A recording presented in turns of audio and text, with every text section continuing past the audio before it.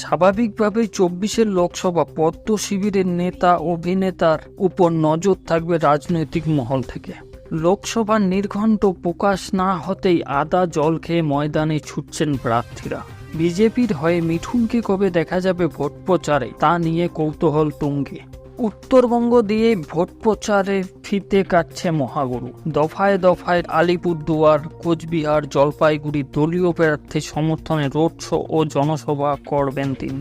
জানা গিয়েছে সংগঠিত বৈঠক করতে পারেন মোদির স্টার সেনাপতি। উত্তরবঙ্গে বিজেপির সংগঠন ফাটল ধরেছে। গত 21-এর বিধানসভা ভোটের ফলাফল তার প্রমাণ। লোকসভার আগে তার মেরামত করা ইতিমধ্যেই উত্তরবঙ্গের প্রচার করতে গিয়েছেন প্রধানমন্ত্রী নরেন্দ্র, কেন্দ্রীয় স্বরাষ্ট্রমন্ত্রী অমিত শাহ। এবার শেষ বেলায় যাচ্ছেন মিঠুন চক্রবর্তী। গত পঞ্চায়েত ভোটেও একাধিক জেলায় প্রচারে ছিলেন মহাগুরু। আগামী 14 এপ্রিল থেকে টানা 3 দিন উত্তরবঙ্গে প্রচার করবেন মিঠুন। এবার লোকসভার প্রাক্কালে মোদির স্টার সেনাপতিকে উত্তরবঙ্গের প্রচারে নামিয়ে ঝড় তোলার স্ট্র্যাটেজি বানিয়েছেন বিজেপি।